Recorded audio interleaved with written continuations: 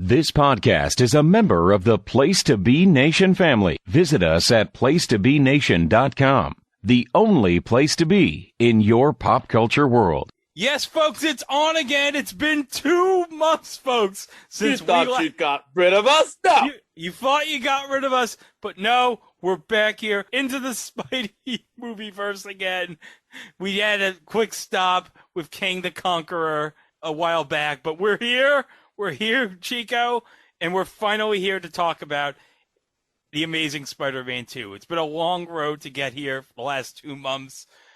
We learned a lot of things over the summer. Yeah, first of all, people can't be trusted to do the right thing. Sorry. Thanks a lot, Sylvie. And second of all, when somebody tells Peter Parker to do something, he takes that to heart. If you recall, when we were last here, Captain Stacy's dying words to Peter Parker were, "Leave Gwen out of it." And does he listen? Nope. No. Well, you know what? God bless him. He tried. He tried, but no. He said the best promises are the ones you can't keep. Yep. Boy, Peter, were you so dead wrong on that. Nobody puts Emma Stone in a corner. No, sir. Okay. So, how did we get here to The Amazing Spider-Man 2, Chico? Okay, brief setup of what has happened so far. Peter got bit by a spider, which may or may not be a fault of his father. He hooks up with Gwen Stacy. He meets up with the big bad. I forgot who it was in The Amazing Spider-Man. It was the lizard. Kirk Connors. Yeah, but Kirk Connors, the lizard. He was supposed to be his mentor. Turns out he wants to turn everybody in New York into lizards to match their poor, pathetic lizard brains. Gwen's father, Chief of Police Stacy, tries to intervene, dies, as, Spidey was saving the day. And his finally putting 2 and 2 together, Stacy tells Peter, leave Gwen out of it. And as we said, does he listen?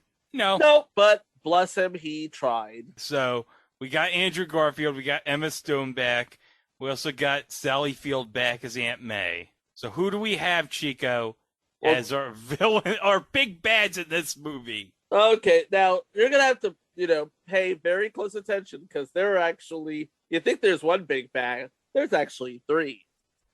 The first is Paul Giamatti as Alexei Sitchovich, and he will become a big bad later on down the line. Down the line, Chico. The second is Jamie Foxx as Electro. Wait a minute. Hold on, Chico. You're talking about the same Jamie Foxx that's the host of Beat Shazam on Fox? Yep, the same Jamie Foxx that we will talk about sometime next year on our other show. It Was a Thing, with his short-lived Netflix project. And then you have, sort of as a... third big bad. A third big bad, but not really a big bad because he's very tiny. Dane DeHaan. This Macaulay Culkin looking motherfucker. No, Chico, you have it wrong. This Adam Banks looking mother. Because he looks like Adam Banks' stunt double. He plays Harry Osborne, a.k.a. the Green Goblin. Which, if you remember the original the Raimi trilogy Spider-Man, he was never technically he was never the Green Goblin. No, he was the Hobgoblin, wasn't he? But they didn't call him the Hobgoblin. The new Goblin, but they didn't call him the Hobgoblin. He was the new Goblin. His father, who, by the way, is played in this film by Chris Cooper. Who, by the way, Chris Cooper, of course, was in the movie Seabiscuit with Tobey Maguire. Inception. It's Spidey Movieverse Inception, folks. And Dane DeHaan plays Harry, who is the Green Goblin. You'll see him in a few moments. And then you have, We have returning as Richard and Mary Parker, Campbell Scott, and Embeth Davis. But they were not just scientists and doting parents to young Peter. They had a secret. What? A secret worth dying for. Oh, really? Well, I guess there's only one way to find out about this secret. Let's go over this movie, shall we? Roll the videotape. Let's go to the videotape. Thanks, Warner Wolf. Okay, we begin with Richard Parker killing off all of his spiders. Now, as we know, one of them will ultimately get out and, well, you know, ouch. I have powers. Bing, pew, pew, pew, pew, pew. And by the way, while Richard Parker is trying to destroy his work and save backups to the cloud, he's locked out of Oscorp. Uh-oh. So he makes a video basically explaining everything. You're going to see the video in its entirety later in the movie, but he's distracted by young Peter, who is taken off to live with his Aunt May and Uncle Ben, because as much as Richard and Mary Parker love him, they do not want him to have any part of this nonsense.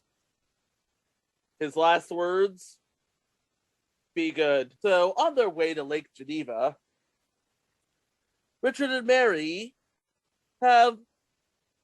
they are continuing to upload what is only known as Project Roosevelt to the cloud, when all of a sudden, you're not the pilot, are you? Turns out he's not the pilot. Like I said, a secret worth dying for. This is where, okay, I know we're only, nearly 5 minutes into the movie, Chico. This is when the movie already is losing me. Yeah, it's like, okay, what's so important that people are willing to kill Richard and Mary Parker for? No, seriously, what's so important that Richard and Mary Parker's lives are in danger? This is like some Sopranos right here. Oh, by the way, the pilot got shot. By the way, pilot's dead. The pilot's dead. The plane's going into a nosedive, much like this movie over the course of the 2 hours. Oh, yeah. And this is so heading into a nosedive, Chico went into his chips. I had to entertain myself. So, yeah, the plane's going like, oh, it's going down. And then he's fighting with the fake pilot guy for the laptop. Oh, by the way, the laptop is a Sony laptop. Because of course it is. Because it's 2014, and of course it is. Oh, and he got upvoted into the crowd. Good. And Richard's like, F this laptop. Boom. As the plane heads to a nosedive, as they're both gonna die. Almost certain grisly death. Cut to the present day, where Spidey is doing what Spidey does. Spinning a web any size, catching thieves just like flies. Oh, and here's the Rhino. Oh, no, wait. Alexei. So how do you pronounce that, Alexei?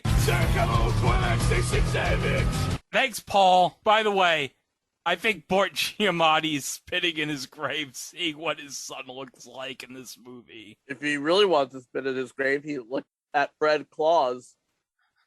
Oh my God, Fred Claus. That's something I haven't thought of in years.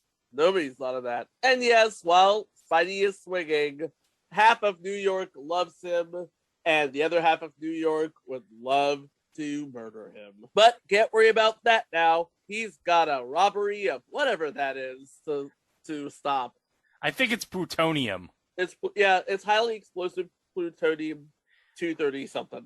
Oh, and here's Jamie Foxx with these blueprints he's carrying. And a really daft looking haircut, I should say. And then all of a sudden, for some reason, it turns into the opening sequence from Superman 3, as his blueprints are blowing all over the place onto the street. We wish we were kidding, we're not. And, uh-oh.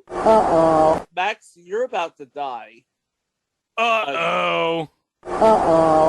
But wait, Here comes Spidey. He managed to save his life and straighten his hair and get his blueprints back. And he knows his name because it's written on his badge. Max Dillon, employee of Oscorp. And look, did you see that? Spider-Man used Max's saliva to straighten out his hair. Wow. I remember the before times when you could get away with that. Remember, we're a mask, people. And back to our robbery in progress. Right now, all of the NYPD is chasing down this guy and his highly explosive plutonium. And, yeah, it ends up in this gigantic shootout. This is the sort of thing that Spidey needs to come in and stop.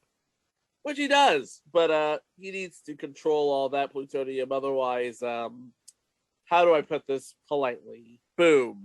Uh-oh. Oh, and by the way, Spider-Man gets a call on his cell phone, and you won't believe what his ringtone is, Chico. I'm willing to take a guess. Okay, what's the guess? It isn't the Spider-Man theme from the cartoon. Yes, Chico, it is the Spider-Man theme. I have a question.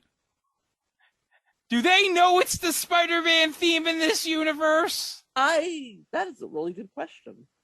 It's like how in Rocky 3 they play the Rocky theme, but in the Rocky universe, nobody would have heard of the Rocky theme.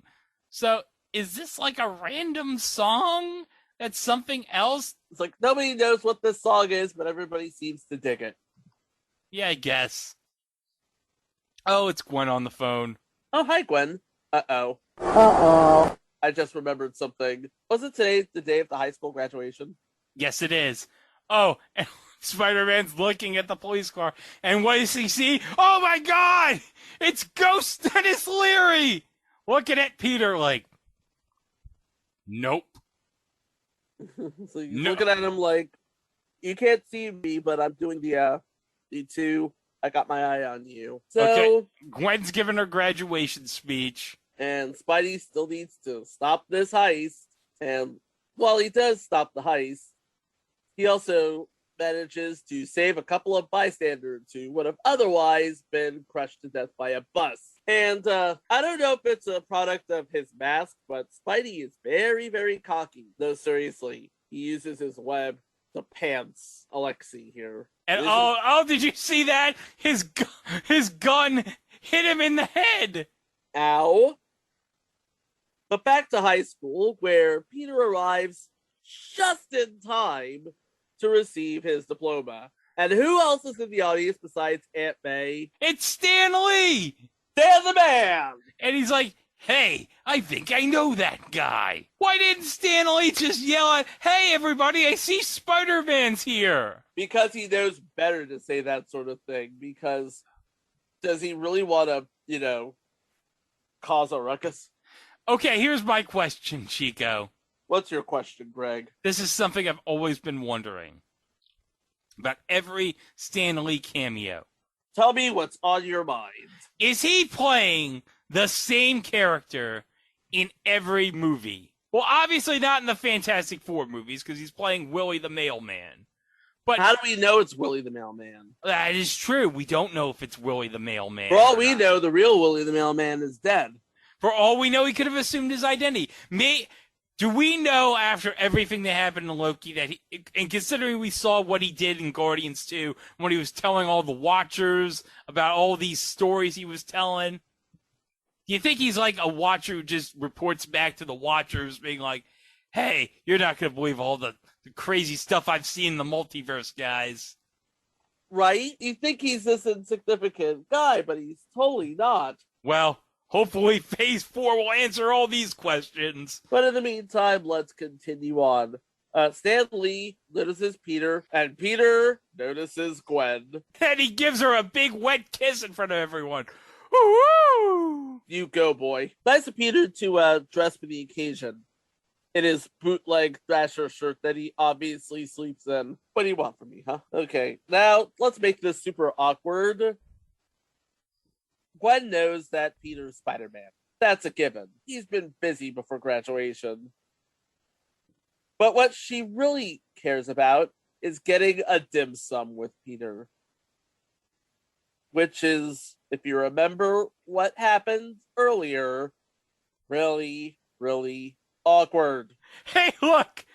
Gwen's family is asking Peter for dinner, and look who's in the background, Chico!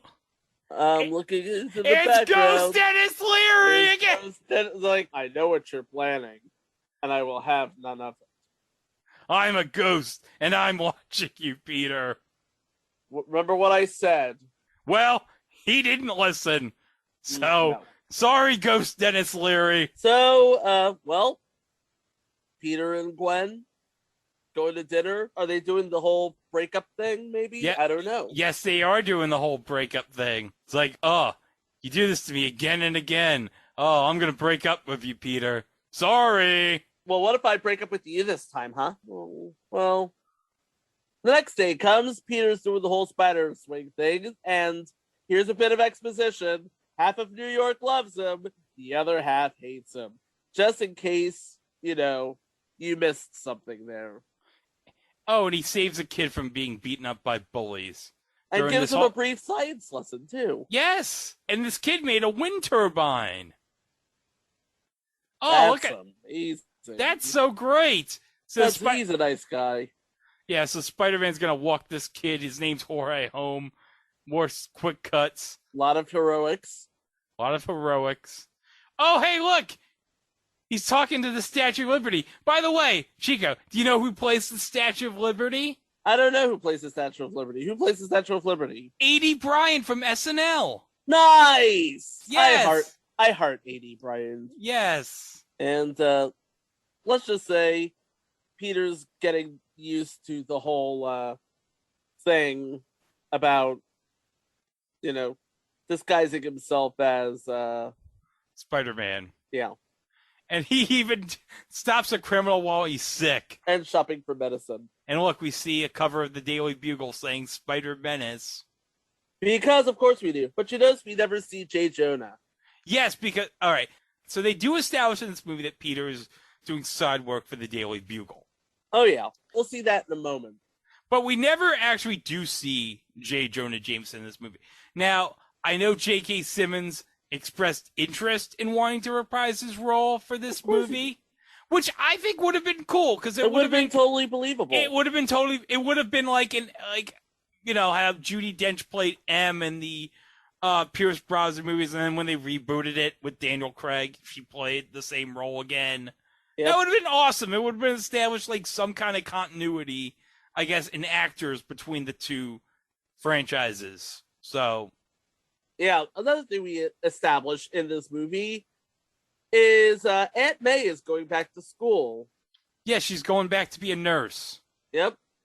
And she needs Peter to take care of things while she takes her finals. Well, that's not helping out.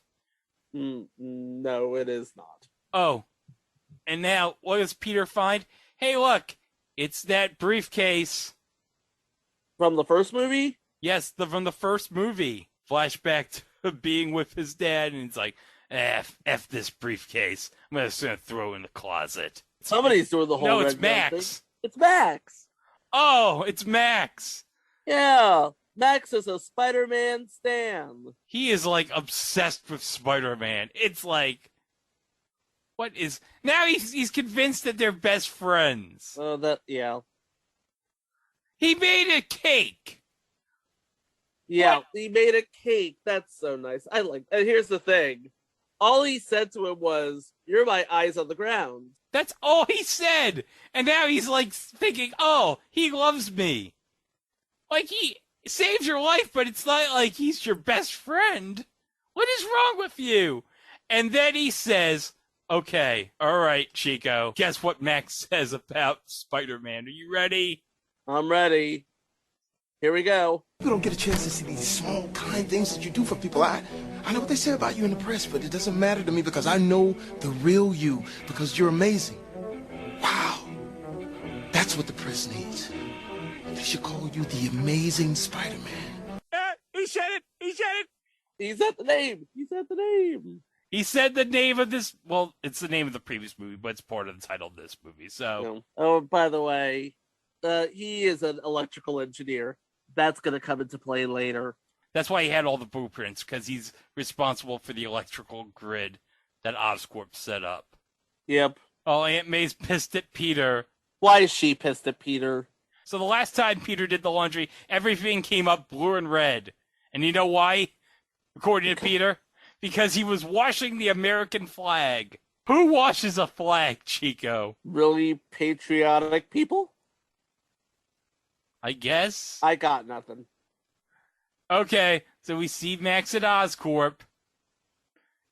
And we have this AI named Kari. He's like, Oscorp is proud to announce the world's first electromechanical power grid by converting aging power stations into hydroelectric towers, creating green energy. Yeah, if only they knew what it was made of. This guy knows what it's made of, though. Hey, it's Oscorp Ryan Howard! Oh, yay. I have no idea what BJ Novak's character's name is. I don't know what his name is either. So who cares? We'll just call him Oscorp Ryan Howard. All right, so Max says to Oscorp Ryan Howard that all the power grids were designed by me. And Oscorp Ryan Howard's like, oh, you designed them? Oh, yeah, sure, whatever. And I'm Spider-Man. You're no Spider-Man. He's a Leo. You're a Sagittarius. You will smash him again. I'm gonna rip your well-groomed head off. And then we see, no, he didn't really choke him. It's all in his head. This is, like, important, because we're seeing the seeds of his violent aggression. 74. Oh, hey, it's Gwen. Also an Oscorp employee. So Max introduces himself to Gwen. I know Oh. Spider-Man. Oh, he knows, oh, it's your birthday? Oh, yeah, well, friends of mine made this flyer up. I'm having a birthday party at a big club with a lot of celebrities. Sure you are. Yeah, okay. Yeah, Max. Yeah. Sure, you think that. Yeah. And then he sees a news clip of Spider-Man. He's like, oh, that must be cool to have the whole world look at you like that. He reminds Gwen, hey, Spider-Man saved my life once. He said he needed me. And Gwen's like, yeah, okay. At least she remembered my name.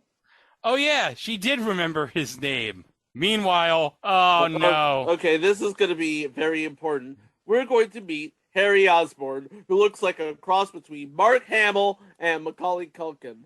And Adam Banks. And Adam Banks. Okay, so remember in the last movie when we said that Norman was dying?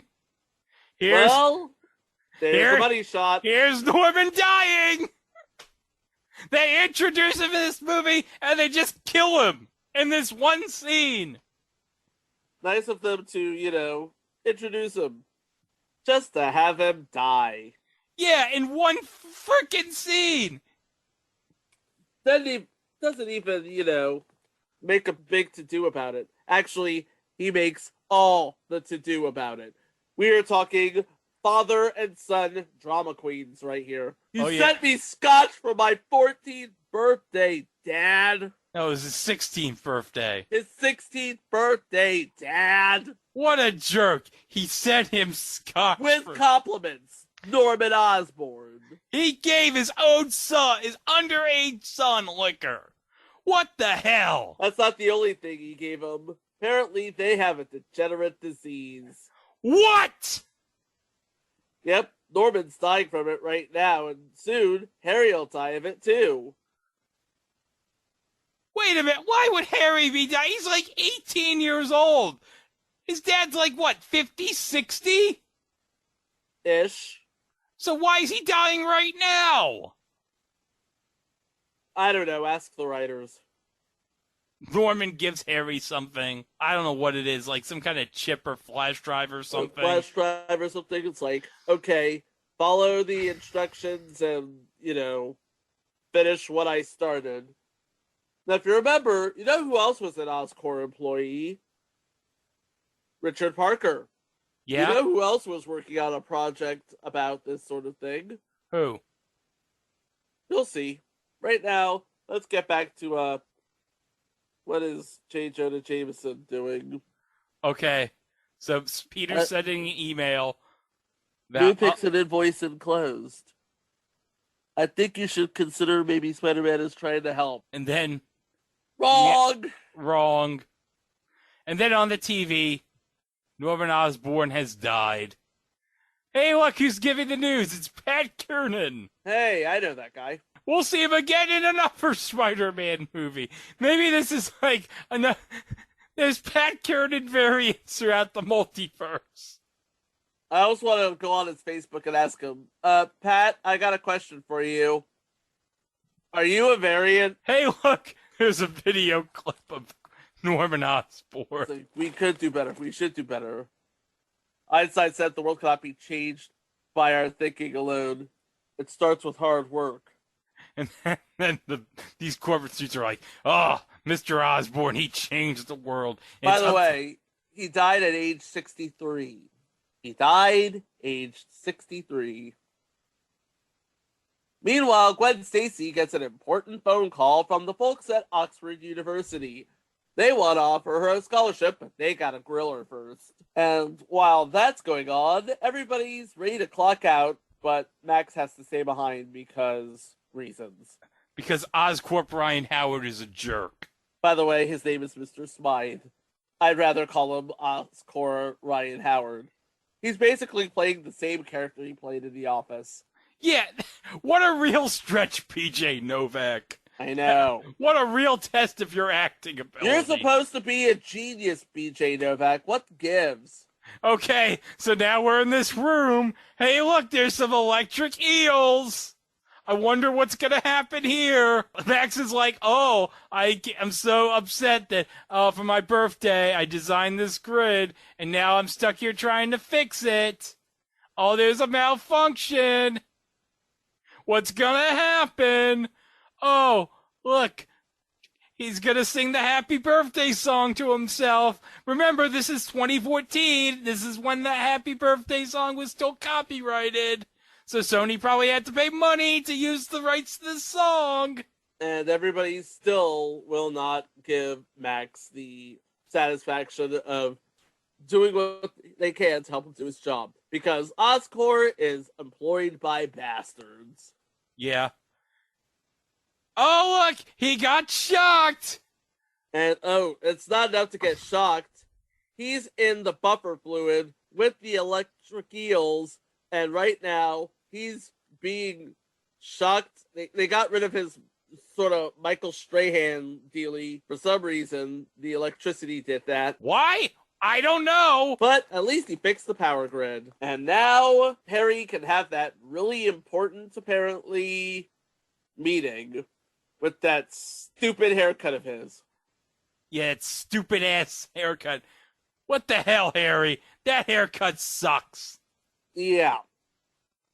And, So now we meet Norman's secretary, who's now Harry's secretary, Felicia Hardy, who is played by Chico.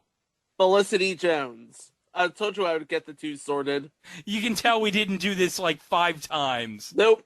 Before we settled Nope. on the right take. You know why? Because we are professional. And, oh, wait, from now, what's your name? Felicia.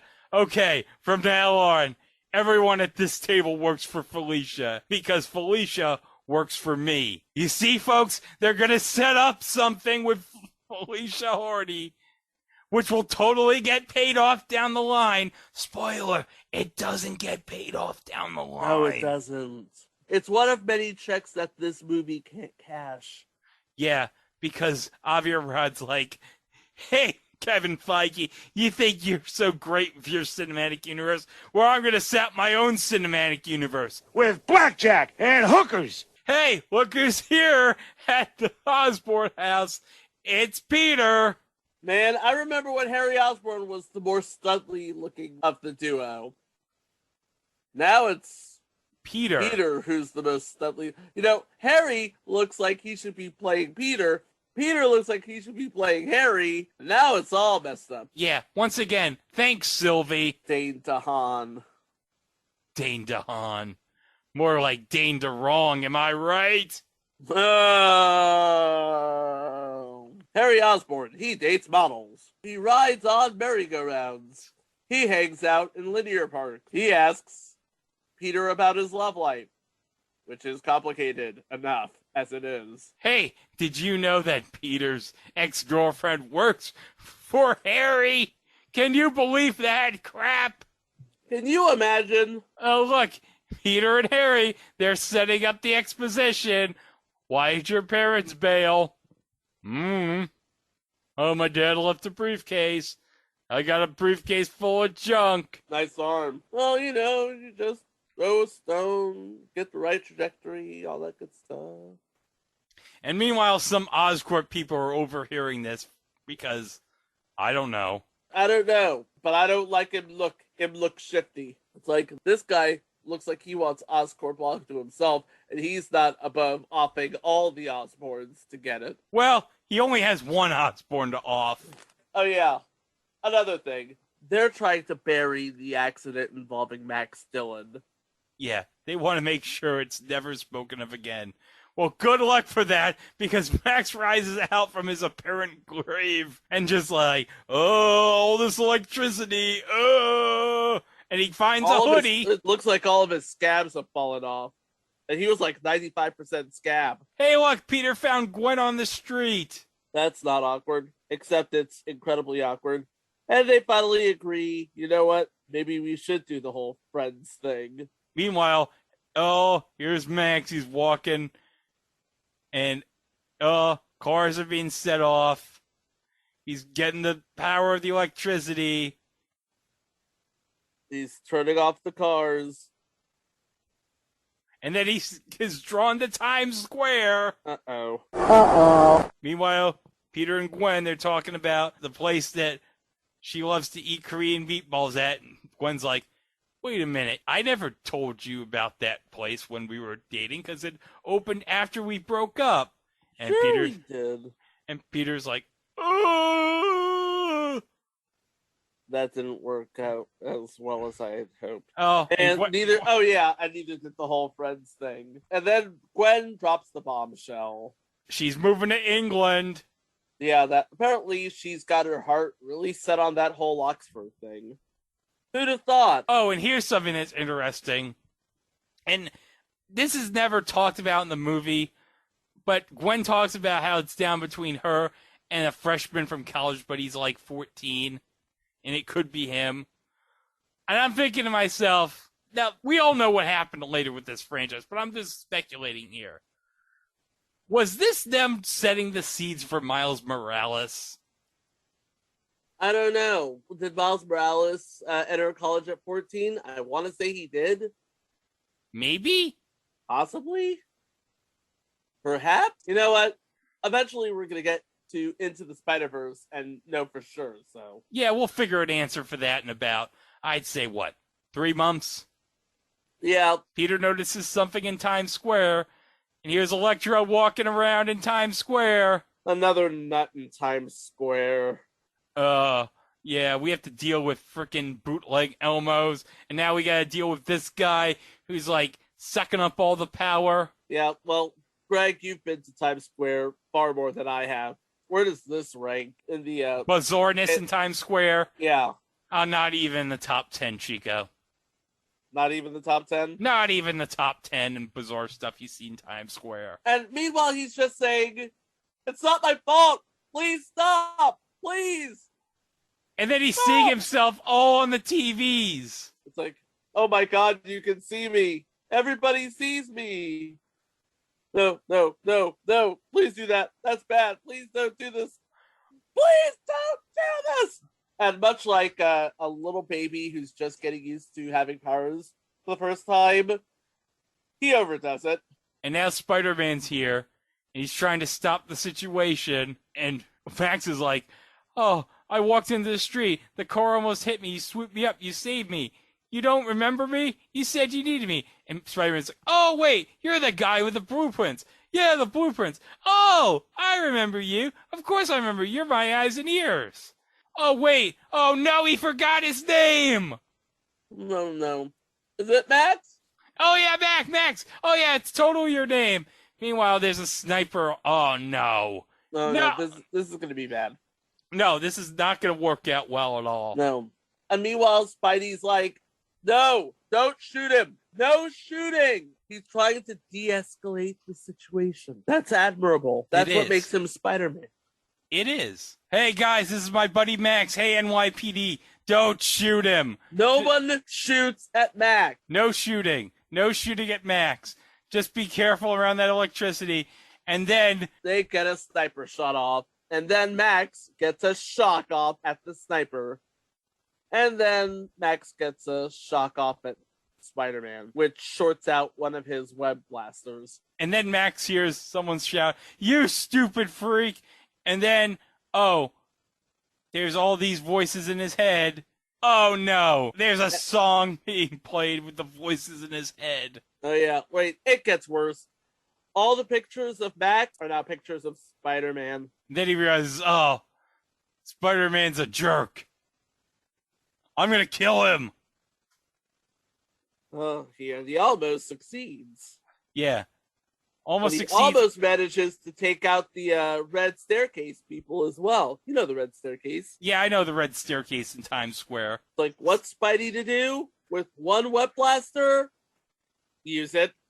And save all the people from being electrocuted. But not before he turns the lights out on Broadway. Oh, Max, what are you doing? There's explosions all over the place. He's getting more powerful. The only thing that can stop him at this point is a fire hose. And look at Spider-Man. Spider-Man's wearing he's wearing the fire helmet. Hey, Spider-Man's a New Yorker through and through. Yeah, the FDNY was like, "Hey, Spidey, we'll give you a helmet. We'll have you fight this fire." Okay. Oh, here's Gwen. And then Spider-Man's like, "Okay, what are we talking about? England? Okay. Really? Okay, I'm going to bounce now." That's it, Peter? You just walked up to Gwen and be like, "England?" And then you bounce? What? Oh, yeah. And there's that bag again. Yep. Oh, here's Pat Kiernan again. Yeah. Peter's still got a tube TV in 2014. He's a starving college student. Hey, look. Here's a montage to Gone, Gone, Gone by Philip Phillips. The feel-good song of 2014. Well, now he's trying to find the answer to the age-old question, what on earth is Roosevelt? And what do Oscorp and Richard Parker have to do with it? Pat Kiernan's told us that online polls, which are surely not biased at all, no one can hack a web poll, as we know. No, you know what? Everybody tells the truth on the internet. Public sentiment is in favor of Spider-Man. We all know that online polls are a true barometer of truth and popularity. No one would make it up. Everybody tells the truth on the internet. Hey, look. Harry's watching the news, and meanwhile he's scratching it. Oh, he notices that thing. It's a lesion. A legion, okay. And meanwhile, he drops the little thing that his father gave him, and it turns into a gigantic user interface of some sort. Oh, and he finds this body armor. I wonder if this body armor is going to play a part in this movie. Chekhov's gun. Oh, hey, look. It's video of his dad with Richard Parker talking about how the powers of spiders have the power to self-heal. Oh. We use the radioactive isotope and human DNA. Meanwhile, Peter's watching YouTube tutorials on how batteries work. If you've ever lived in the 80s, I think y'all know how batteries work. I don't think Peter's young enough to have watched Mr. Wizard, Chico, to be fair. True. I think it was a little before his time. Just a bit. He was probably a Beekman's World kid. And he's trying to get his web to the point where it will resist Max Dillon's shocking personality. Meanwhile, he gets a phone call from Harry. And he's like, "Harry, why'd you call me? All right, I need you here because I'm dying." What? Why do you need to tell me that? Well, turns out he's watching old footage of Richard Parker. And his dad. And his dad talking about basically trying to undo Norman Osborn's genetic abnormality. Well, some success that turned out to be. They never made it to human trials. So Harry's like, "Hey, Spider-Man, he was bitten by one of those spiders and it worked. And I don't know how. I don't know why." He can do everything a spider can. You get it? He can do everything a spider can because it's in the lyrics of the 1960s cartoon. Which apparently people don't know about. Which people don't know about, but the song somehow exists. Everybody loves the song, but nobody really knows about the song, which is just odd. So Harry needs Spider-Man's blood. Yep. But meanwhile, Gwen is searching for any information about Max Dillon. And it turns out Oscorp pretty much unpersoned him. Oh yeah, they ghosted him out of existence. But meanwhile, Harry's like, I need Spider-Man's blood, it'll save my life. But what if it's incompatible? You'll die! But this is me, Peter. I'm Harry Osborne. I'm brooding. My hair's so crappy. Oh, you took his picture, Peter. I take pictures. That's my job. I don't know the guy. Oh, you don't know him. Oh, I've put together what you said at the river. Oh, you clearly know him. Oh, please, Pete, you're my friend. Uh-oh. Meanwhile, deep in the crypts of Oscorp, somebody's accessed the central server, and somebody from the central server has blocked her. Oh, Harry's still like, oh, please, Peter, I don't want to end up like my dad. Please help me. Please. And Peter's like, well, what am I supposed to do? Please, let me hug you, Peter. This is terrible. This is terrible. That's terrible. This whole scene is terrible. But ultimately, Pete agrees. I'm going to go find Spider-Man. And, the buzz is after Gwen. And oh, Peter's here. What are you doing here? What are you doing here? So they hide in a closet. Which is totally not cliche, by the way. And she finds it. Hey, the guy you were fighting last night, I met him. And he loves Spider-Man. And he was an electrical engineer in the building. I didn't get love vibes. I got wanted to kill me with electricity vibes. But then Gwen's like, oh, all the files got erased. Oh, that's Oscorp. And then Peter tells Gwen, oh, Harry, he's dying. And the only thing that's going to save his life is my blood. Spider-Man's blood. And if you give it to him, it could kill him. Or something worse. And Gwen, much like anyone watching this movie, is like, what does that have to do with anything? Yeah, I know. What does that have to do with anything? And now they're smooching in the closet. Which, again, totally not cliche. Okay, now they're going to set up a diversion. Oh, look at me. I'm a diversion. With coffee. Yeah, this security guy. I just spilled a hot latte over you, and oh man, I'm just a terrible person, and I still can't dance. And who does Gwen meet in the elevator? Her boss, Harry. And what do they talk about? Their friend, Peter. He's like, I thought you two had broken up. Oh, yeah. We did, and it's, it's complicated. It always is with Peter. Oh, it was such a pleasure meeting you, Gwen. I'm looking so dark and foreboding. And then we go to Ravencroft Institute for the clinically insane. And also this guy. I think this German guy. You've been in a terrible accident. I'm here to help you. All of this because you're trying to help me? You are correct. I'm here to study you. To understand what you are, why you are. And you're going to shock him to death because of that. You do realize you locked me in a prison that runs on electricity. Yeah, this was not very thought out. No.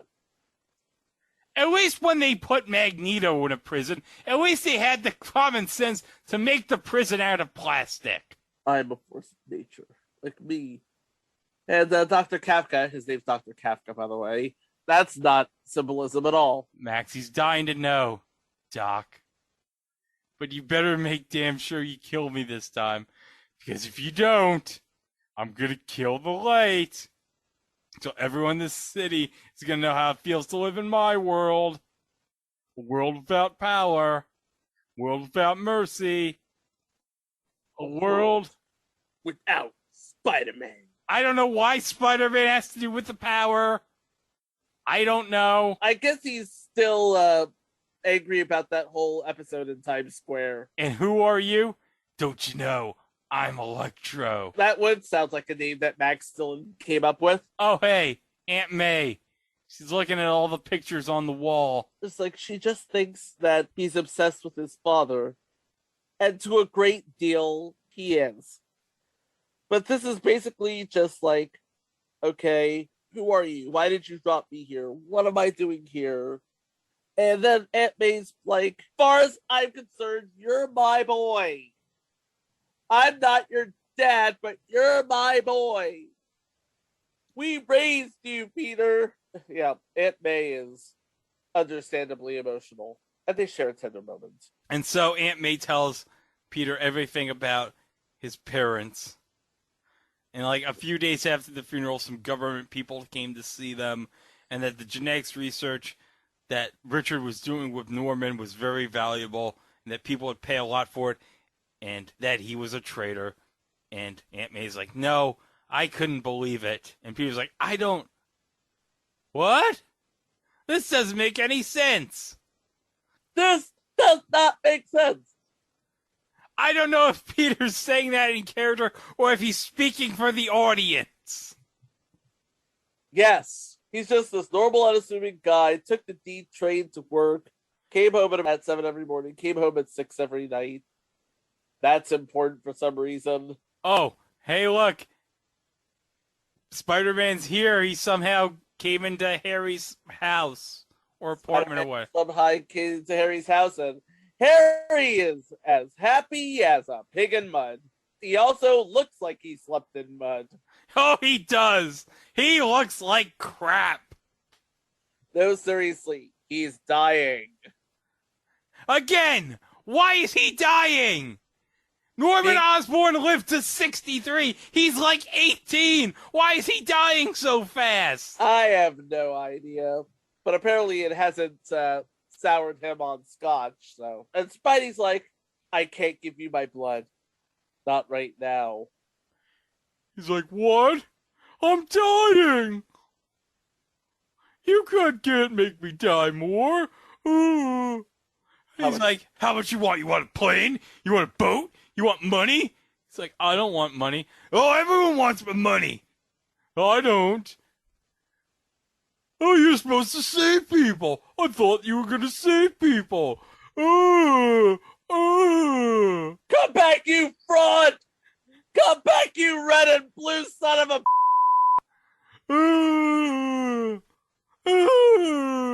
Yeah, he can literally still hear you. He can literally still hear you, Harry. And again, Peter arrives to see Gwen off to her interview, making a not the best entry, but yeah, he's like, everything I've been told, everything is lies. Nothing makes sense. I have to figure out what I want to do with Harry.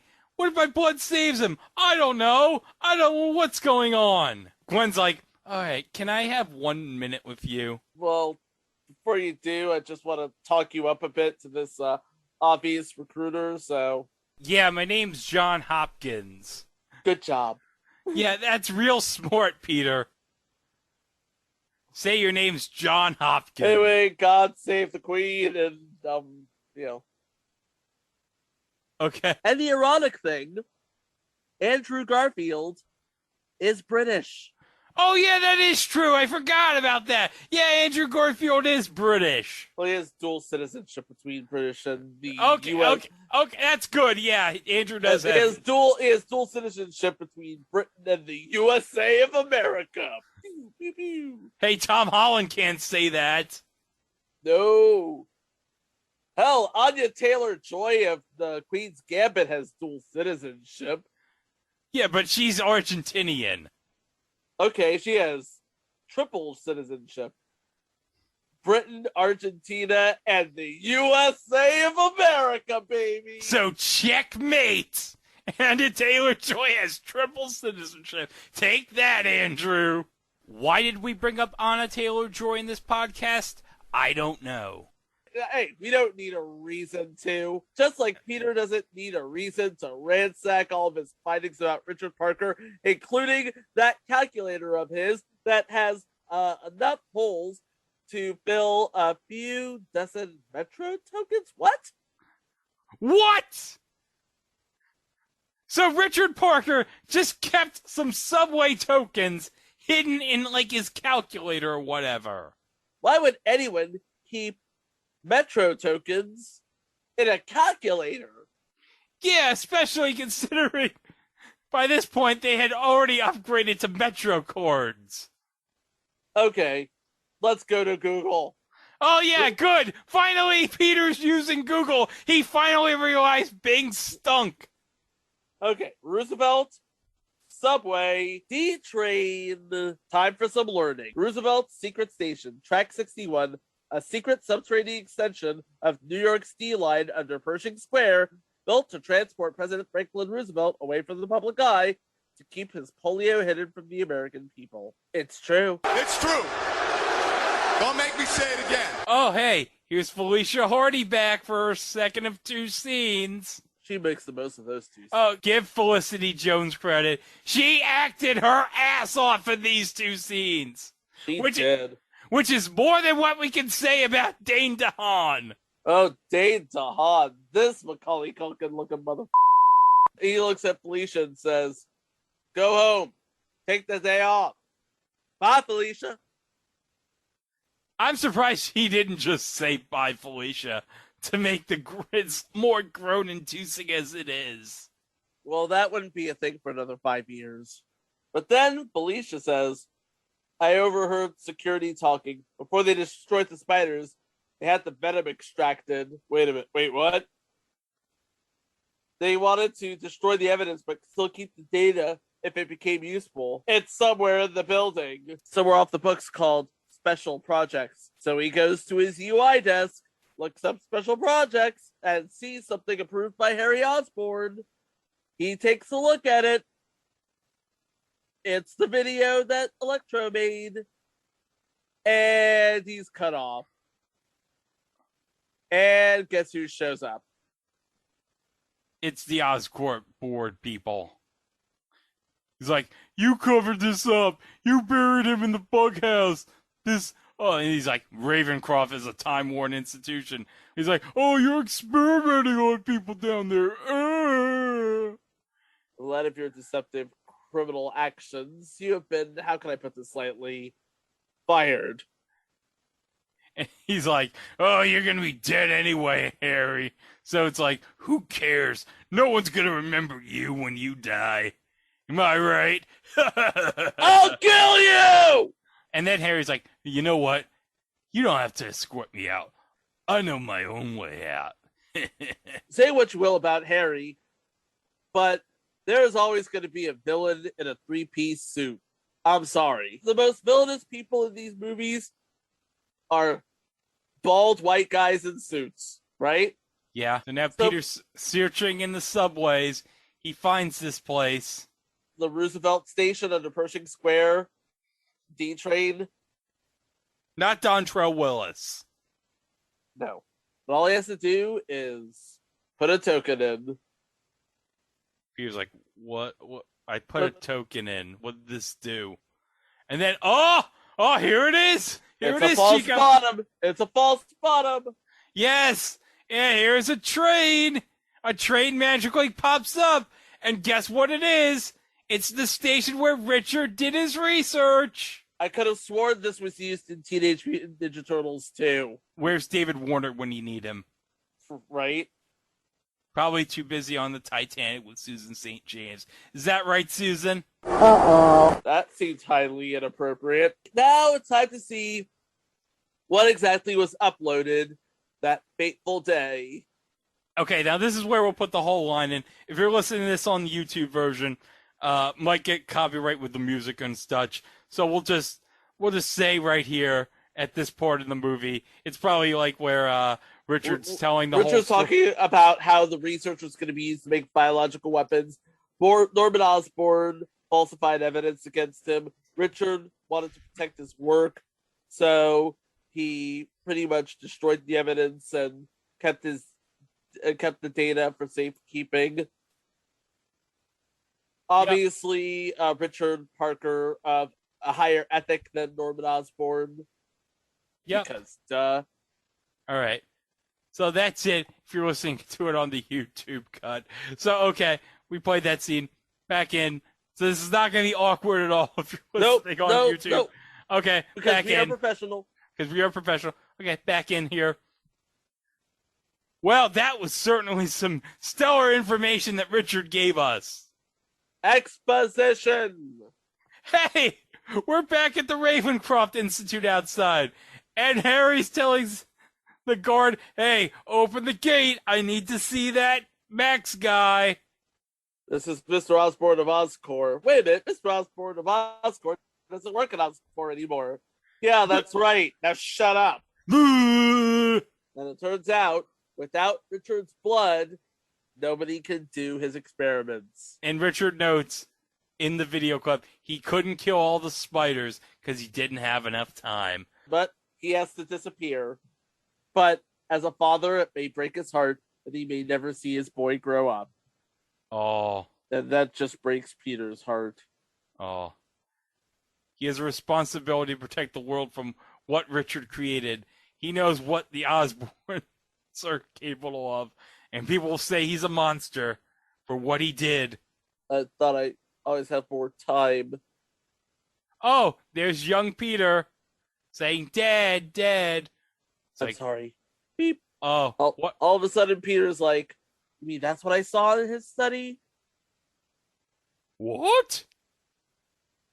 Oh, here comes Harry.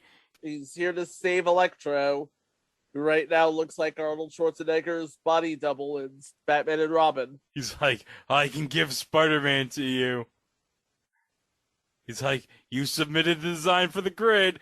The company stole it from you. I want you to take it back. It has all the power in the city, Max. Spider-Man will come to you. I want you to make him bleed. We don't have time because I need you and you can trust me. You're my only chance I have of surviving.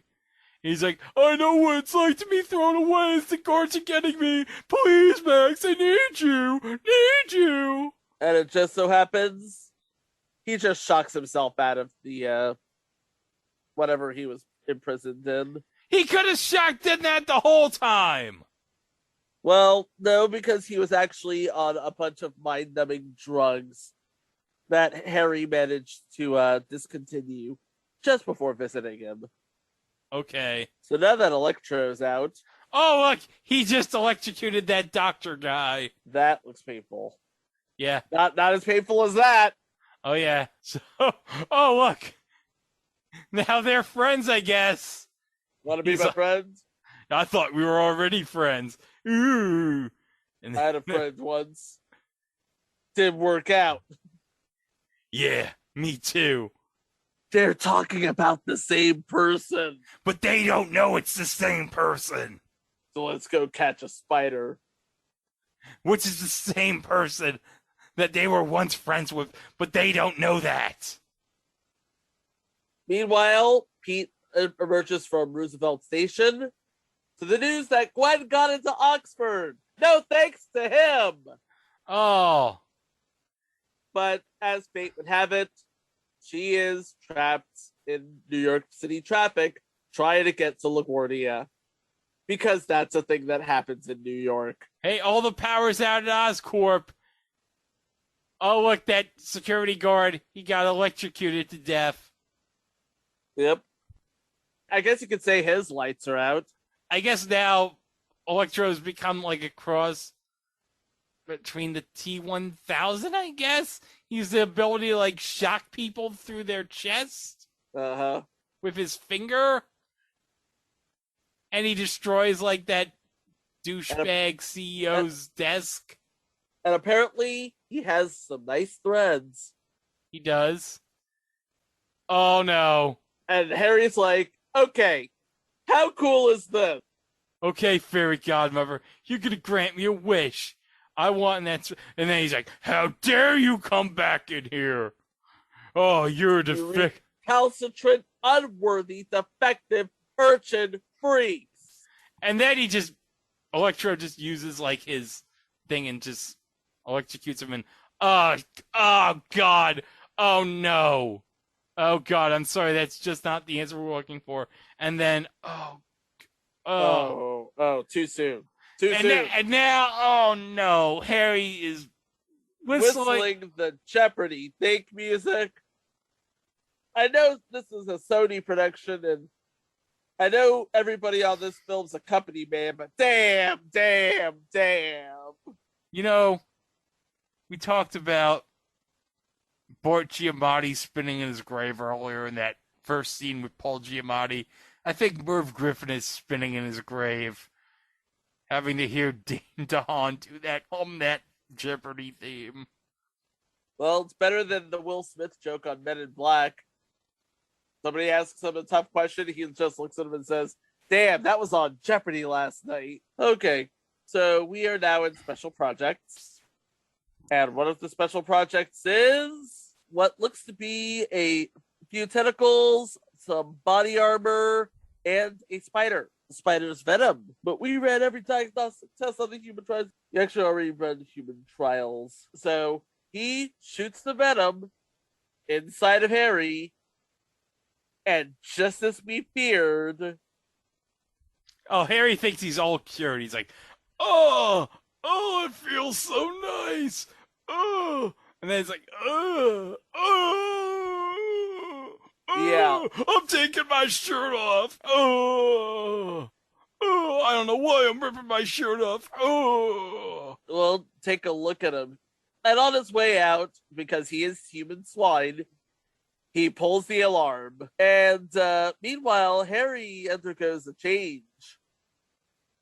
A massive change.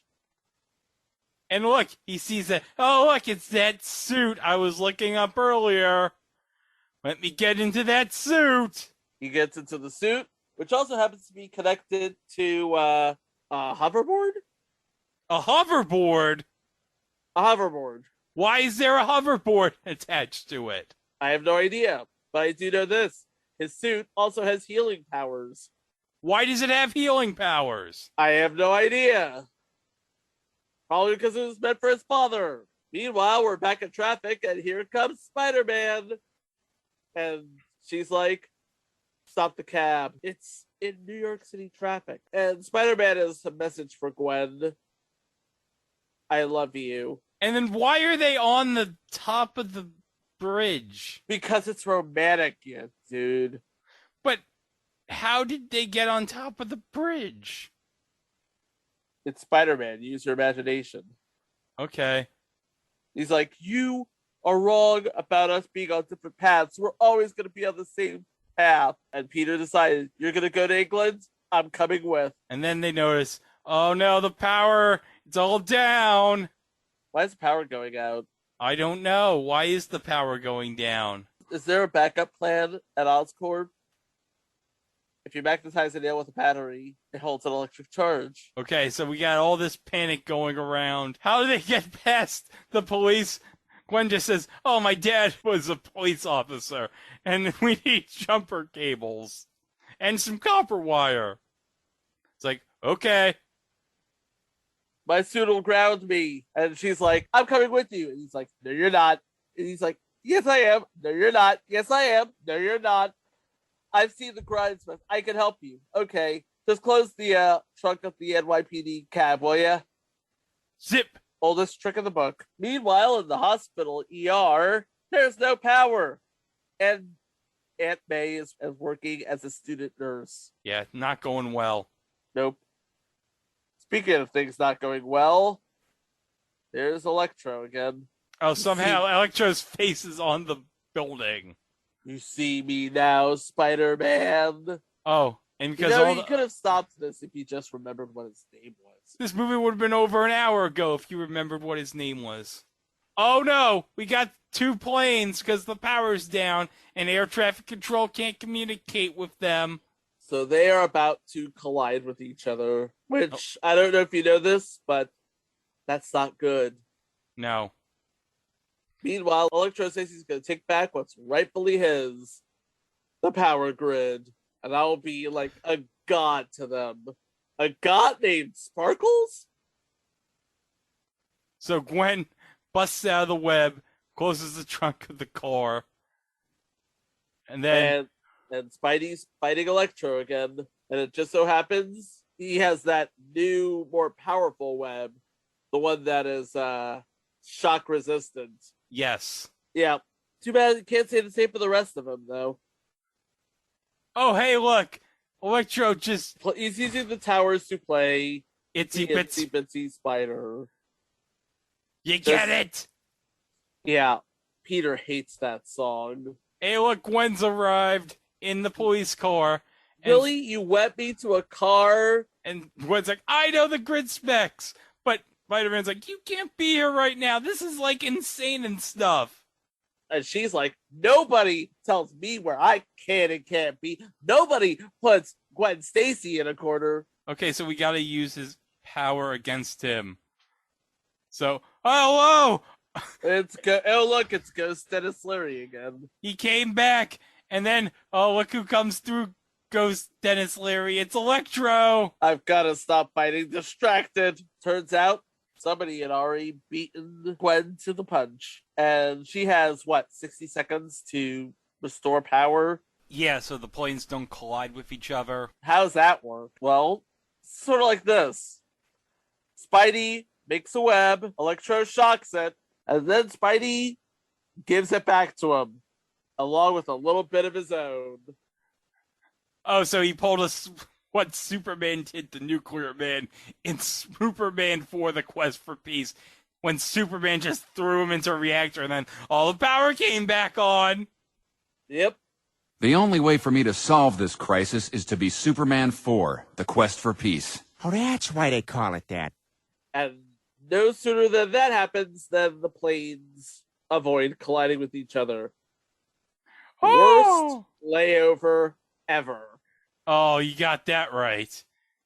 Hey, look, the power's back at Aunt May's hospital. Power's back all over New York City. The one thing that isn't back is Electro, because I don't know if you know this, but if you give too much battery power to a battery, it explodes. Yeah. But right now, that's the least of Peter's worries, because Oh, here comes the Goblin! Oh, jeez. Oh, God, you look deader than usual. So, Harry sees Spidey and Gwen together, puts 2 and 2 together, and he's like, Peter. Oh, I get it. When you said no, you were saying no. Oh, I get it now. Harry, what did you do? Oh, look at me. Harry, and you think what you're doing is right, but it isn't. Oh, no. He takes Gwen. I'm surprised he hasn't thrown a pumpkin bomb yet. And Spidey's like, Harry, leave Gwen out of this. This is between you and me. Drop her. Okay. Boop. And to put a long story short, they fall through the clock tower. Spidey's fighting Goblin. Spidey's trying to keep Gwen from falling to her death. And you know what they say? It's not the falling that kills you. It's the landing.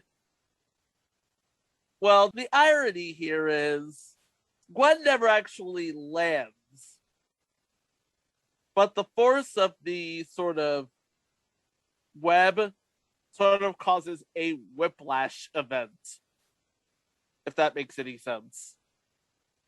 A whiplash event. You know what, Susan? You can take it from here. Uh-oh. Yeah. Peter kills his girlfriend.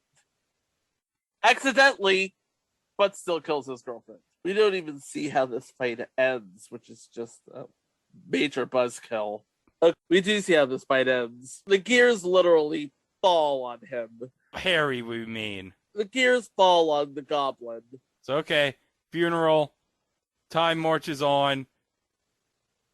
We see Peter just moping at Gwen's grave through the seasons and whatever.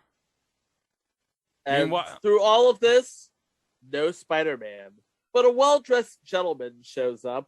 Hey, it's the gentleman from the mid-credits scene in the end of the first movie. Yep. And he wants to cut a deal with Harry. The thing you have to understand is Harry has no control over when the goblin shows up. Yeah, because now all of a sudden it's like he's magically better. Well, his haircut's still a mess. It's never explained why it's magically fine now, even though apparently we were told he was dying. Well, I guess you could say the serum kind of sort of worked, like it kind of sort of worked on Kurt Connors back in the first movie. I guess. But now, instead of wanting Spider-Man's blood, he wants Spider-Man's head. He's willing to use any and every resource at Oscorp's disposal to get it. Starting with, let's just say he wants to have a band of criminals. He wants to keep it small. But he doesn't say how many. Little more than 5, little less than 7, maybe. Because, guys, they're trying to set up a Sinister Six movie that never happens. And you can tell, when you look at the scene, you have tentacles, vulture wings, and octopus arms, and a gigantic rhino-shaped tank. A tank? Is that a tank? Yeah, suit I think of it's armor? a tank. Yeah, it's a tank / suit of armor. So, remember Alexei from the beginning of the movie? We start with him. Yeah. He manages to escape, and he gets his hands on the suit. Hey, look, it's that kid he saved in the alley. Yep. And we see his wind turbine. And all of a sudden, he knows what to do. But first, we have to settle things with Aunt May. Oh, it's a shame that spider guy's gone. It's like, hey, Peter, where are you going? He's like, I don't know. I've been trying to put some of Ben's stuff in boxes. You're throwing his stuff away? Oh, no. Oh, no. I couldn't do that. It's a part of me. She's just trying to find a better place for Ben's stuff. So she's just going to take one last look at it, and she's going to put it where it belongs. She never says where it's going to belong. I'm guessing she's probably just going to take the stuff to Goodwill. Probably. Maybe. But then Pete sees one picture, okay, 2 pictures, of Gwen Stacy and a flash drive. And on the flash drive, Gwen's speech. And this is for in case we get struck by YouTube. She says it's easy to feel hopeful on a beautiful day, but there will be dark days ahead of us too. There will be days when you feel all alone. And that's when hope is needed most. Oh God, I'm in my feelings right now. No matter how buried it gets or how lost you feel, you must promise me that you will hold on to hope. Keep it alive. We have to be greater than what we suffer. My wish for you is to become hope. People need that. And even if we fail, what better way is there to live? And now Peter's in his feelings.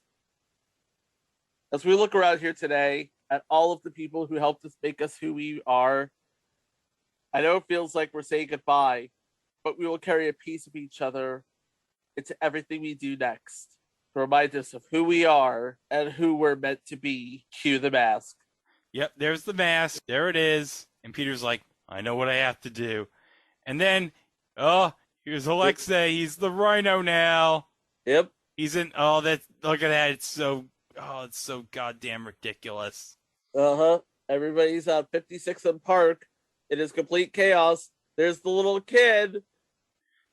Hey, look. The little kid has managed to sneak under the barricade and he's going to try to... Oh, no, kid, what are you doing? No, kid, no. Spider-Man, you are a lot shorter than you were before. And then, hey, guess who's come back? It's Spider-Man. It's regular-sized Rudy. Yes. He's like, I need to come back. He's like, wow, you're the bravest kid I've ever seen. All right, now I'll take care of this jerk, but go to your mom. All right, so I'll take care of this. They're like, yay! You fight me now. I am Rhino. On behalf of the fine people of New York City and real rhinos everywhere, I ask you to put your mechanized paws in the air. And he's like, never! I crush you! I kill you! I destroy you! And he's all like, bet you can't say that over here. And so, here we go. We got a showdown here. They're running.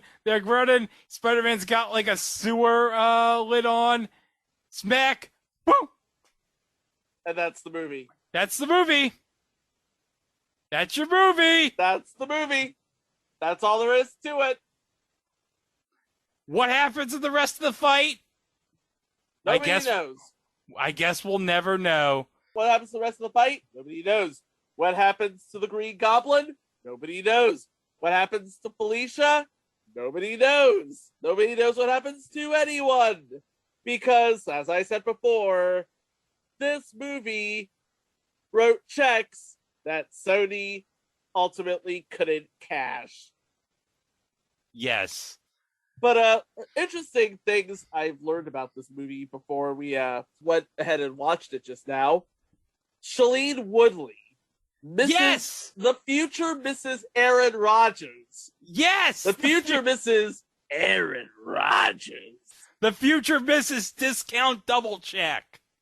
Was cast as Mary Jane and filmed some scenes. But ironically, the producers thought there were too many characters in this film. Oh, really? They had to cut Mary Jane Watson out because there were too many characters in this movie. Yes. And another interesting thing is Emma Stone actually wrote that speech. Really? Yep. I thought it was pretty cool. I thought that was pretty good. Well, you want to know how much this movie ended up grossing? How much did this movie end up grossing? And domestically in the U.S., it grossed $202.9 million in the U.S. and Canada and $506.1 million overseas for a total of $709 million. Deadline Hollywood calculated the net profit of the film to be $70.38 million. So it basically only made $70 million. Yep. That's not good. Nope. But it did set up a lot of things that probably would have gone to a third movie in this sort of series. So originally they were going to set up a Sinister Six movie for 2016, and then they were going to set up Amazing Spider-Man 3 for 2018. So I got Truth by Consensus Wikipedia. I'm going to put it up right here on the screen share for you, Chico. Okay. It said, Sony had originally intended to launch an expansive film universe to compete with the Marvel Cinematic Universe. In 2013, and ultimately they did with the first Venom movie. Yeah, it's we'll talk about that when we get to it. It's like, yeah, it's this weird thing where they're still working with the MCU, but they're still doing their own thing. It's weird. It makes no sense. I guess we'll talk about that later when we get to Venom. So Sony announced originally that the third Amazing Spider-Man movie would be released on June 10th, 2016, with Alex Kurtzman, Roberto Orsi, and Jeff Pinkner returning to write, and with a fourth film to be released on May 4th of 2018. Now, the series was to include spin-off films, including The Sinister Six and Venom, with Drew Goddard to write and direct the Sinister Six movie, with Kurtzman directing a Venom script co-written by himself, Orci, and Ed Solomon. Hey, the Bill and Ted guy. Yep.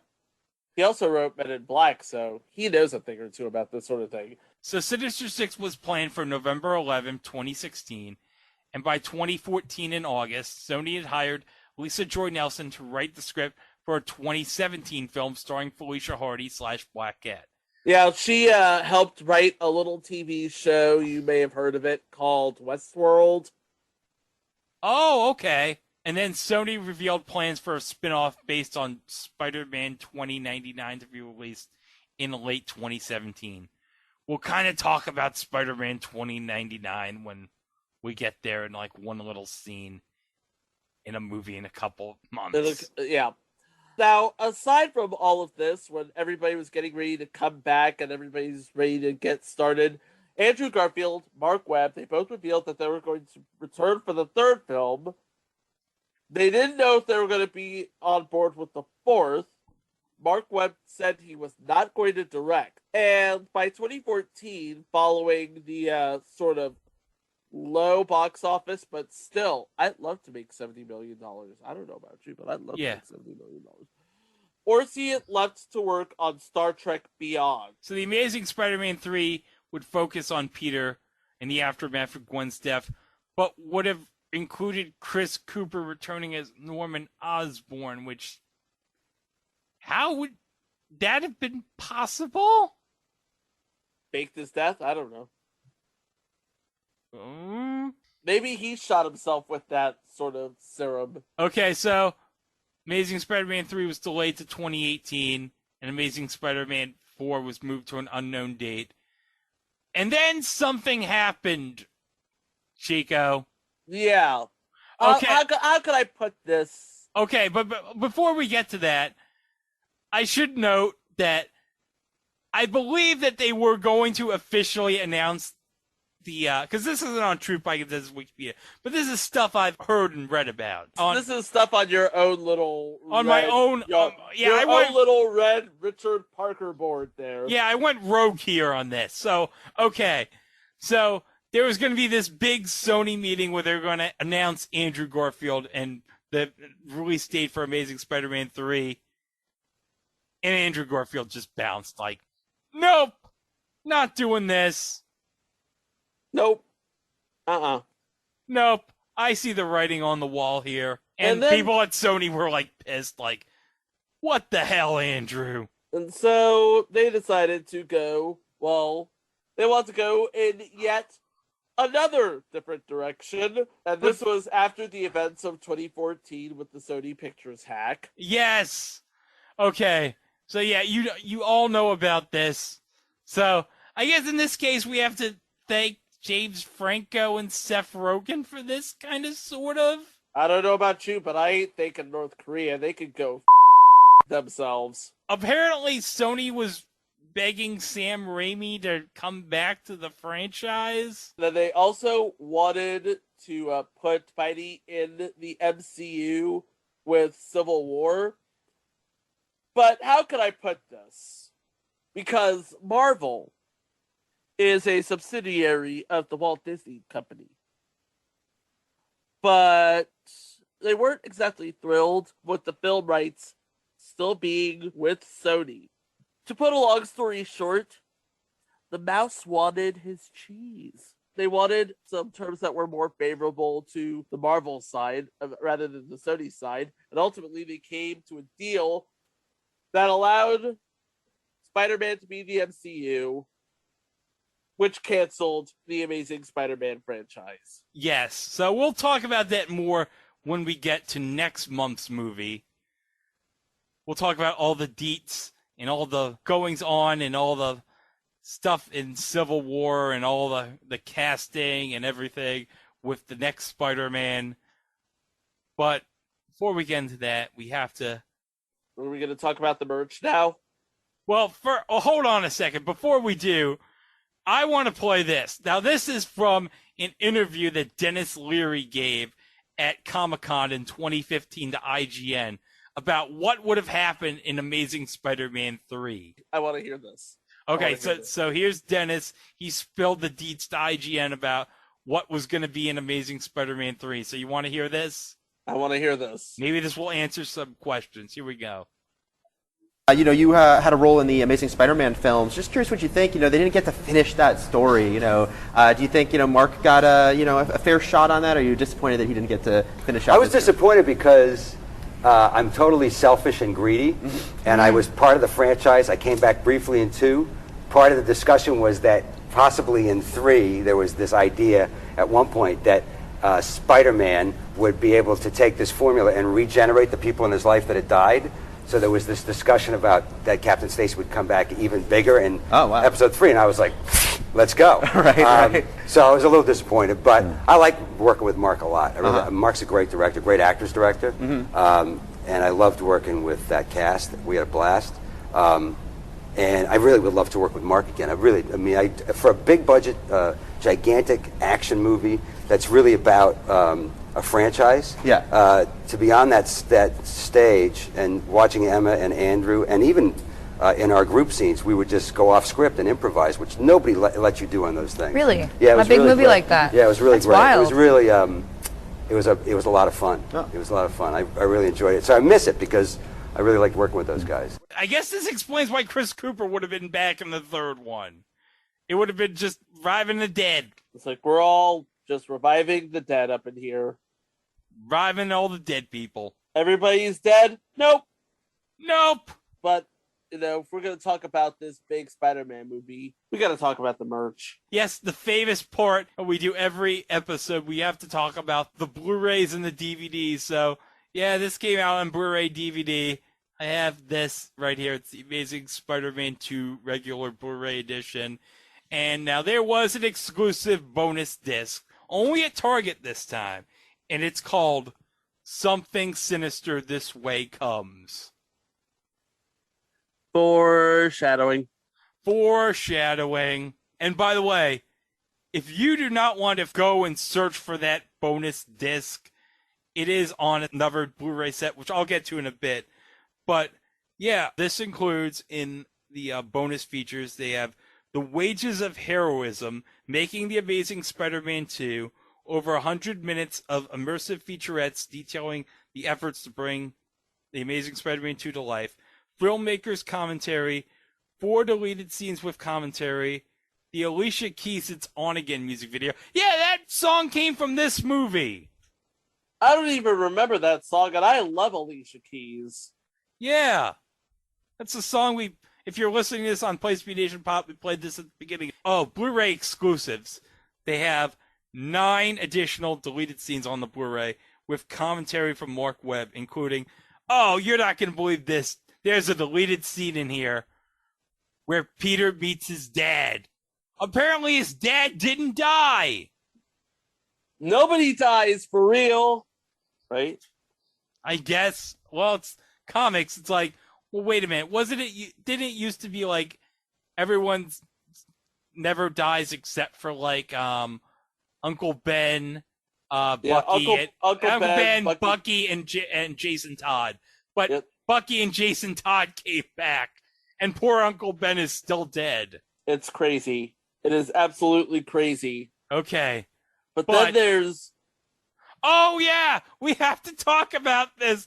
Okay. The ultimate version. The ultimate version. If you bought this movie on Amazon.com on Blu-ray, and you got the collector's edition, Chico, can you describe what's in my Zoom background behind me?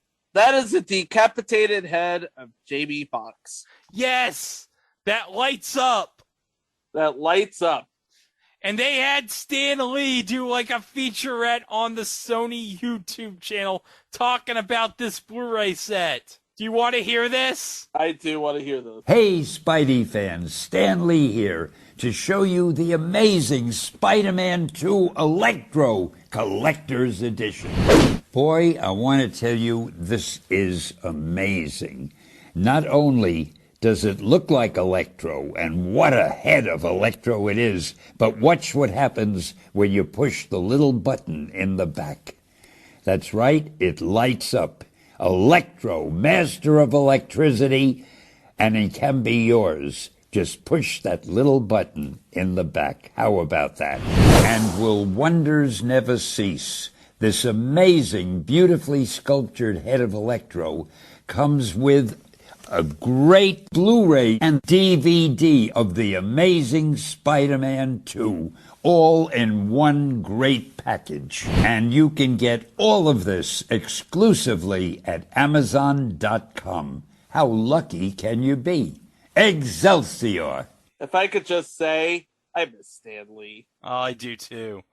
I gotta give Stan a lot of credit. He really sold me on this. It's Stan Lee. He's aside from being imaginative and very talented, he was a pitchman. Yeah, he sold me on owning a decapitated head of Jamie Foxx that lights up. I've always wanted to own the head of the man who hosts Speech Shazam. Okay, but also, in 2017, when Spider-Man Homecoming came out, like the Spider-Man 3-movie limited edition of the Raimi trilogy that they released for Spider-Man Homecoming, they released something similar for The Amazing Spider-Man 1 and The Amazing Spider-Man 2 on Blu-ray and 4K. They released this special The Amazing Spider-Man limited edition collection that has 1 and 2 together with a special bonus disc. And it's like the other set on the Raimi trilogy, it has a little book that's hard to read. You have to make sure like you don't destroy anything. Some great design, Sony. It's pretty though. Like I'm opening it, you can see it. There's like the web you can see of New York City skyline. Oh yeah. TASM 1, then TASM 2. You have the fight with at the end of the movie with Spider-Man and Electro, and then you have like all this behind the scenes of Andrew Garfield and Emma Stone right here. All new special features. There's 15 archival featurettes. That bonus feature, that bonus disc from Target I told you about. Yep. That special feature's on this set. That's on the set. That's on this set. And all the archival featurettes and everything, they're all on this set. So if you don't want to get the regular Amazing Spider-Man 2 Blu-ray, and you just want to get both movies in one thing, there you go. It's on regular Blu-ray and in a 4K combo pack too. All right. I got mine at I got that and the set for the Raimi trilogy from this version on sale at my local Toys R Us when it closed. Yeah. The only thing I got at my local Toys R Us was a retro arcade Burger Time. But it was really good. Also, while we're talking, I found the video game of Amazing Spider-Man 2. Oh, yeah, there was a video game. Yeah, it was for all the major platforms. Of course, in Japan, it was only a Sony exclusive. It was only released on the Xbox and Wii U in North America, Europe, and Australia. And it was released on Android and iOS worldwide first. And like all the Spider-Man officially licensed video games, it does go over the movie, but in order to pad it out to increase playability, you do have like a bunch of side quests. Like there's one involving the creation of Venom. There's one where Spidey is being taken under the wing of Kraven the Hunter.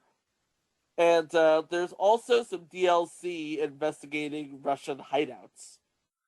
And isn't Carnage in the game? Yes. An interesting thing, we learned that Felicia is actually an agent of the Kingpin. Wait, how would that have worked? Because the Kingpin at this time, I think, wasn't he already set up in the Netflix shows? He was set up in Daredevil, yes. Yeah, so how would that have worked? I don't know, it's a video game. Oh, I guess, because it's not the movie, it's the video game. So it's like the video game, oh, no one really cares about this. No one's paying attention. Yeah, and there's another sort of scene where Peter meets an old friend named Stan. What? After visiting his old friend Stan, Peter is inspired to be the man Uncle Ben would have wanted him to be, and resumes his never-ending battle against crime. Meanwhile, Fisk takes over Oscorp and decides to continue financing the task force alone before being visited by the Chameleon, who's been posing as Harry's assistant, Donald Macon, to oversee Fisk's experiments at Ravencroft. When the chameleon asks what their next move is, Fisk says, now the real work begins. So yeah, it's like, okay, it's a game based on the movie, but you can see where it starts to splinter off. Suffice it to say, no one played it, no one liked it, and it just stayed where it was. And truth be told, I believe this was the last Spider-Man game ever released on a console before the Sony Spider-Man PlayStation 4 game. Yeah, and thank heavens, too, because the Spider-Man PS4 game, that's great. I would have said it was the best Spider-Man game to be released on a home console. Then I picked up Miles Morales for the PS5. I got Spider-Man Miles Morales for the PS4 because I haven't gotten a PS5 yet. I played it for a week, addicted, and then I just stopped, and I haven't played it since. So I gotta finish. I was told like the game was like very short, so I figured I'd better stop, and then I'll play it again and resume the rest later. I'll eventually get around to finishing the game. Yeah, it's not a bad game. It's a good game, but it's not a long game. So, yeah. you know, take a weekend off, just blaze through it. You'll do fine. I'm sure you can get it very cheap now. Oh yeah, totally. Especially the PS4 version. All right, so do we have anything to say about the two amazing Spider-Man movies to wrap this series up before we move on to the next series? If I could be completely honest, remember when I said that The Amazing Spider-Man was Sony's sweaty try-hard of a movie? Yeah. Yeah, this one tries even harder. Like the first movie, it was alright. The second movie, they're just really trying to replicate the MCU. It's like, I'll show you, Kevin. And it doesn't work whatsoever. No. And it doesn't help that one of your villains is acting so awful. Like, Dane DeHaan, what the hell is he doing? That's probably why we haven't seen him in a movie since. Because he was so awful in this movie. Like, Topher Grace in Spider-Man 3, he was awful. But you know what? At least Topher Grace was so bad he was funny. This does not, it's not so bad it was funny. This is so bad, and especially the scene where he's humming the Jeopardy theme. Oh, God. Because I watched TASM 2 for the first, believe it or not, I had never seen the movie in full until today, as we're recording this. And I watched it in full. And I literally, when that scene happened, I groaned so hard. I said to Chico in the Facebook chat, "Oh, Jesus." He said those words. Those words exactly. I said those words exactly to him. He just said, "Oh, Jesus." So there you have it. The Amazing Spider-Man 2 could have been really good, except it just really, really, really, really tried so hard. Luckily, with the next film, they brought it back to brass tacks, and it made for a really compelling story. Yup. And it introduced us to, let's just say, a new universe of characters. Literally and figuratively. Oh, but yes. But that's another story. Well, in our next episode, we're going to have a homecoming of sorts, if you know what I mean. And in more ways than one, too.